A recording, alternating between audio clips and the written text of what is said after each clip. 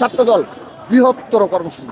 আমাদের ঢাকা বিশ্ববিদ্যালয়ের একজন মেধাবী শিক্ষার্থীকে হত্যা করা হলো, অথচ তার মূল অপরাধী এখনো ধরাছোঁয়ার বাইরে। যে ছুরিকাঘাত করলো সে ধরাছোঁয়ার বাইরে। সে কারণে আমরা বারবার প্রশাসনকে যোগাযোগ করছি যে আপনারা আমাদেরকে আশ্বস্ত করুন, পরিবারকে আশ্বস্ত করুন। আমরা জানতে জানা পারি যে ছাত্রদলের একজন কর্মীকে হত্যা করা হয়েছে, সেহেতু এর পেছনে কোনো রহস্য রয়েছে কিনা, মূল অপরাধী কারা, তাদেরকে গ্রেপ্তার করতে হবে। এখন যদি সাম্য হত্যাকারীরা যদি বিচার আওতায় না নিয়ে আসতে পারে ইন্টারিম সরকার, তাহলে আপনারা চিন্তা করে দেখুন যে বাংলাদেশের অপর নাগরিক যারা রয়েছে তাদের সাথে যদি এর ধরনের কোনো অনাকাঙ্ক্ষিত ঘটনা তৈরি হয়, তাহলে তারা কি সঠিক বিচার পাবে? বিশেষ করে রাজধানীতে আইন শৃঙ্খলা রক্ষাকারী বাহিনীর খুব বেশি তৎপরতা লক্ষণীয় নয়, এবং এ কারণে প্রতিনিয়ত অনাকাঙ্ক্ষিত ঘটনা হচ্ছে।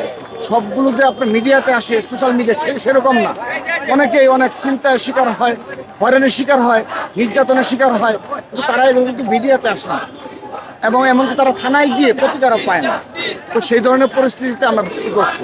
এখন ইন্টারিম সরকার যদি মনে করে যে তারা এগুলো কোনো কর্ণপাত করবে না, তারা তাদের মতো শুধু তাদের চেয়ারকে ধরে রাখবে, এখানে সাম্য কিংবা পারভেজ হত্যা হলো, কিংবা সারা দেশে সন্ধ্যার পর বিশেষ করে ঢাকার অনেকগুলো রাস্তা রয়েছে যেখানে ভয়ে সাধারণ জনগণ চলাচল করতে পারে না। টানা সপ্তমবারের মতো বেস্ট টিস্যু পেপার ব্র্যান্ড হিসেবে স্বীকৃতি পেয়েছে বসুন্ধরা টিস্যু। আমরা বারবার বলেছি যে সিসি ক্যামেরা ফুটেজগুলো কেন কালেক্ট করা হচ্ছে না।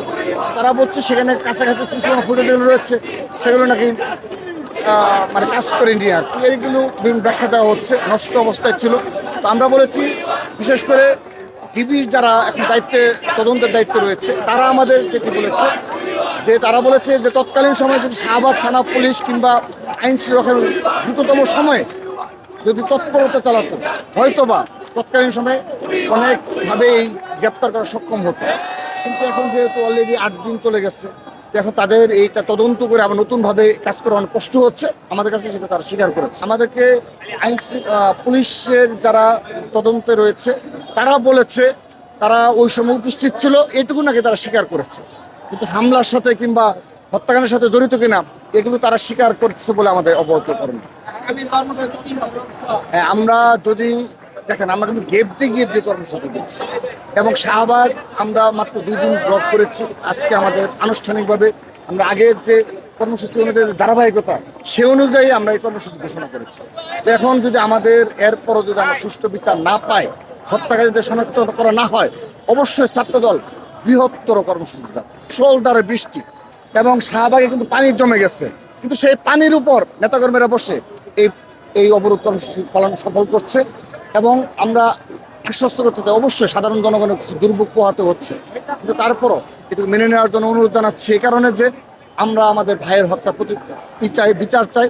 তা না হলে আগামীতে এ ধরনের আরও অনেক ধরনের অনাকাঙ্ক্ষিত পরিস্থিতি সৃষ্টি হতে পারে, যেগুলো পরবর্তীতে এই গভর্নমেন্ট ট্যাকেল দিতে পারবে না।